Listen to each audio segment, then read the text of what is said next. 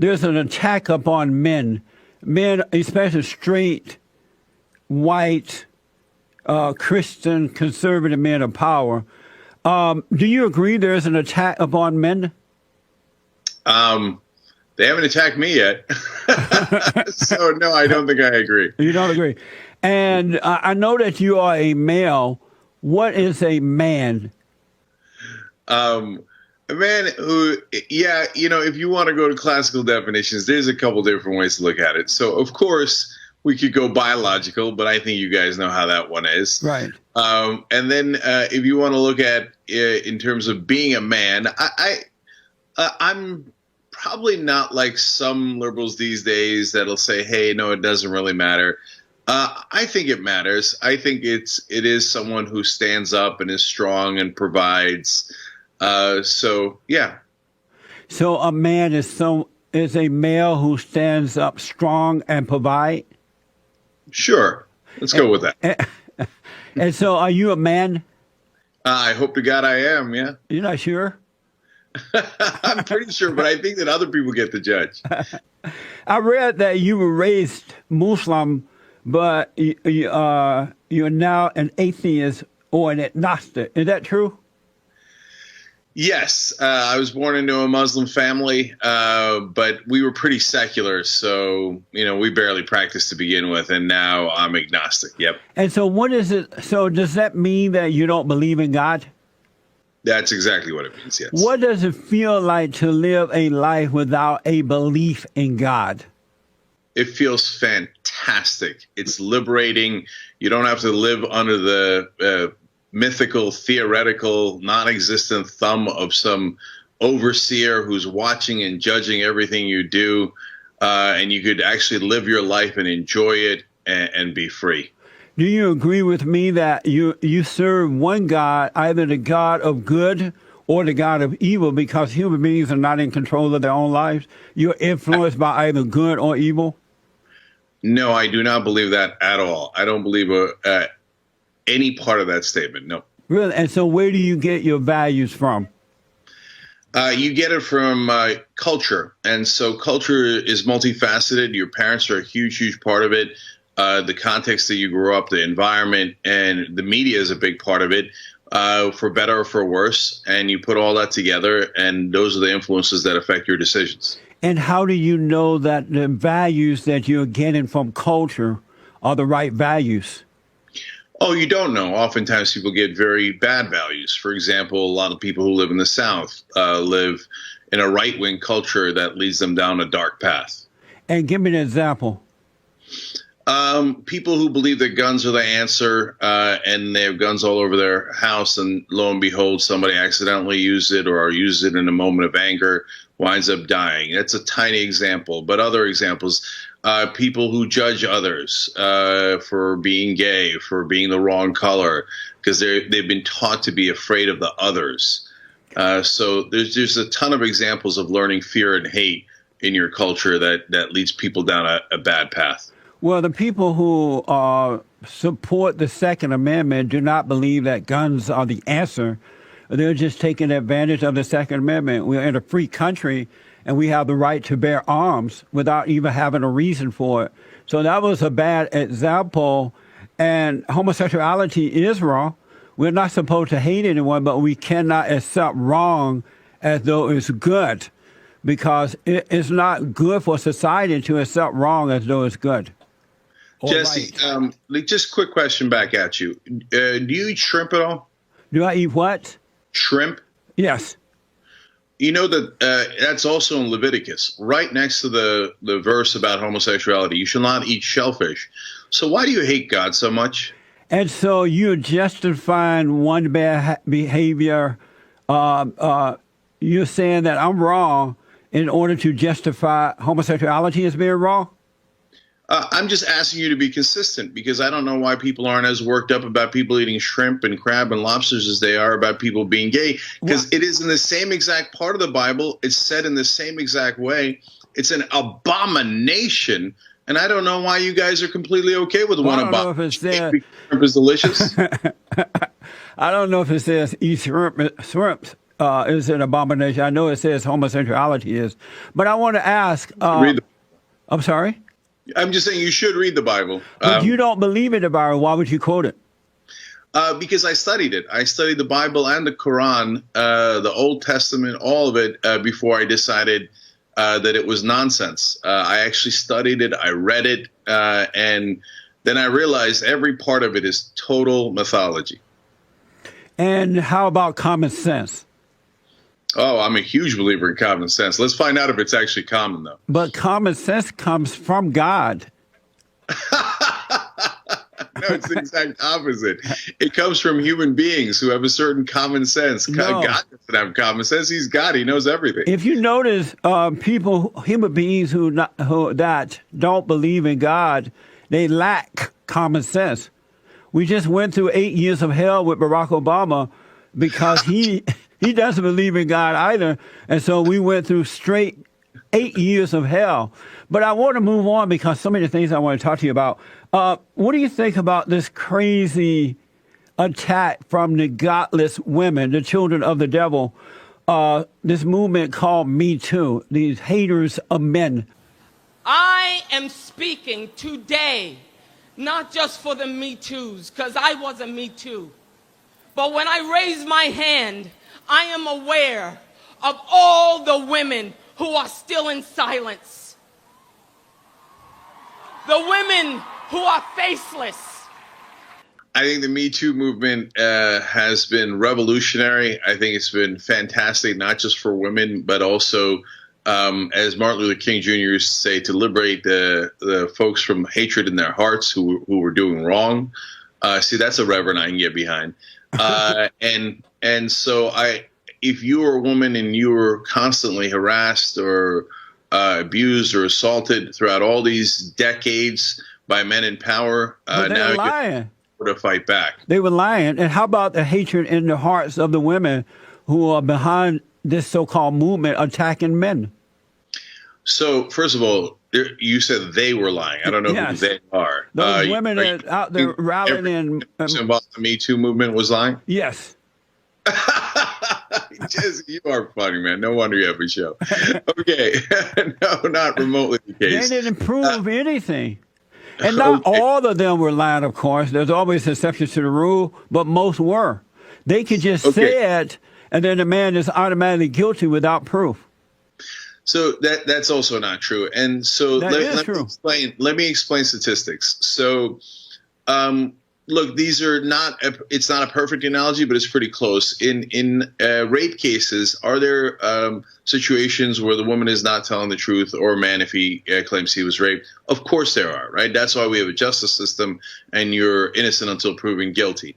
But the stats are that about 98% of the time, the victim is telling the truth. 98%. Not true. Those are made up lies. Percentage for the Me Too movement. That's not true. It's rough, but it's about right. Those stats are absolutely false.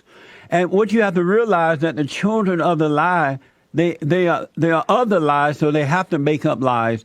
And those stats are absolutely false. Not to believe them.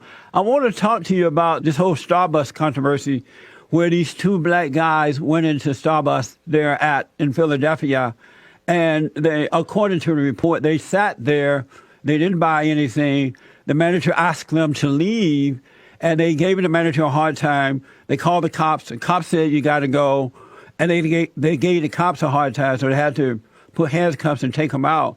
And now they're catering to these angry black thugs. And when I come back from this short break, I want to know if you think that's a good idea to cater to thugs.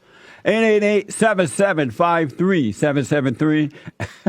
Is it good to cater to blacks who are acting out in a wrong manner, who are crying racism, who goes into a cafe and just sit there and then cry racism afterwards? Is it good to cater to them or correct them?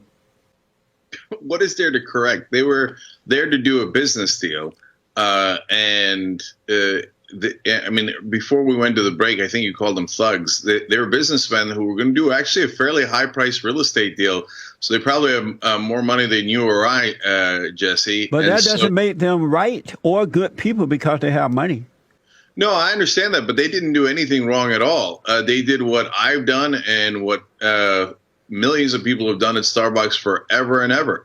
They sat there, they had a meeting, and Starbucks encourages people to sit there, whether they buy or they don't buy. That's their business model. So the black police commissioner, was he lying when he said that they acted out, they gave lip service to the manager, they yelled at the police officers, and that the officers did nothing wrong? Was the black police commissioner of Philadelphia lying? So first of all, the fact pattern that you just laid out of him saying is not something you should get arrested for. Lip service. Well, you said they didn't do anything. Hosts, we give lip service to people all the time. Are we going to get arrested any second now? What is that? That's not a crime. That's not a charge. It's wrong. The police officers did a false arrest of me for no apparent reason. I wouldn't agree with them either. So I want to go back real fast to the question: is it good to cater to blacks who are complaining and accusing and crying racism for the last 60 years, and they're refusing, and not all blacks, of course, but most, they're refusing to get up and do for themselves?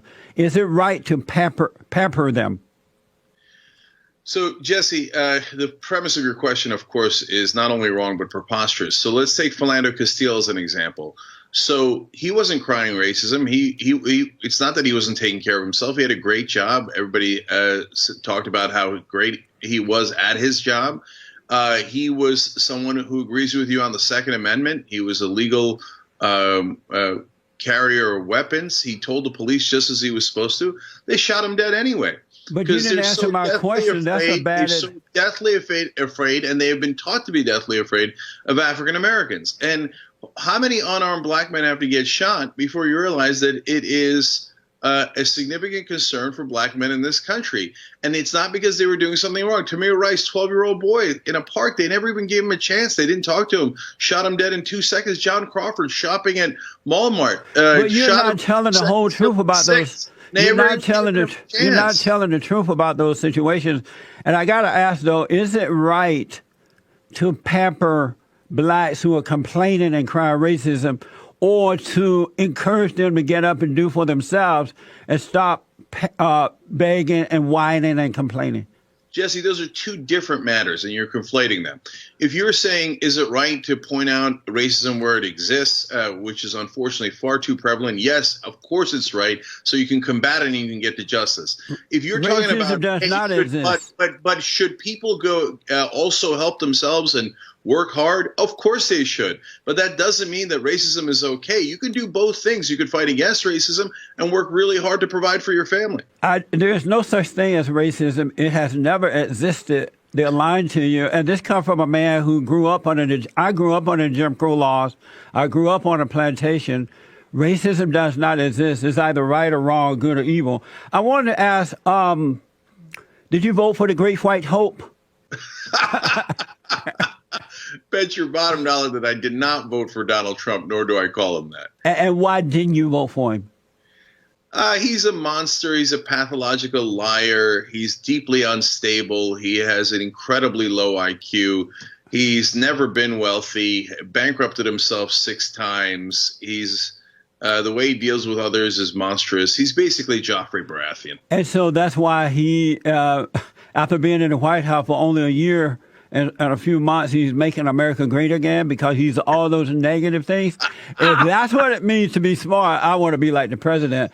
Well, I got to ask, the president is in the process of putting up a big, beautiful wall around the borders. And do you support the wall going up around the borders between Mexico and America? You know, Jesse, I get why people watch and listen to your show, because it is amusing. Do you support the wall going up? No, I do not. So let me ask, illegal aliens are coming into this country, and they've been coming for a long time now, and they end up in the urban areas for the most part, in the black communities. and they are affecting blacks first and foremost. Even though they affect the whole country in a negative way, they are affecting blacks first and foremost in the area of education, employment, jobs, health care, because a lot of black women are relying on the government for health care. The violence, because they hate black Americans. A lot of blacks are having to move back to the South, and I work with them in South Central LA and other areas. Do you care that, does it bother you at all that blacks are being affected first and foremost by illegal aliens coming into their communities? Now, Jesse, you said they hate blacks. That wouldn't be because of racism, would it? I'm sorry? You said they hate blacks. That sounds like racism, but you told me evil. There was no such thing. There's no such thing as racism. It's either good or evil, right or wrong. But so my question is... But why would they hate blacks in particular if there's no such thing as racism? Let me get this in first, because I want to know, does it bother you at all that blacks are being affected first and foremost by illegal aliens coming into their communities? I don't accept into their communities. I don't accept the premise of your question on several different fronts. First of all, you have no stats or studies to back up that. I do. Second of all, I do. When you say that they're using up resources, that is the right-wing ideology and frame of mind that everything is zero sum. So you're not bothered. It does not bother you. America doesn't get it, and the white man doesn't get it. No, we can actually expand the circle of liberty and expand the circle of resources if we do our economy right. So, Jay, it does not bother you. Taxes that they take out. It does not bother you that blacks are being affected in a negative way. So I do not accept the premise of your question. It bothers me greatly if African Americans are affected in any way, including at Starbucks. Thank you so much for coming on, man. I appreciate it. All right. Thank you, Jesse. All right, buddy. Amazing. And don't forget to like, follow, tweet, subscribe, and share the Jesse Lee Peterson radio show, folks. We really appreciate it. We are at war. It is a spiritual battle for the soul of America. And it's going to take all of us to do it.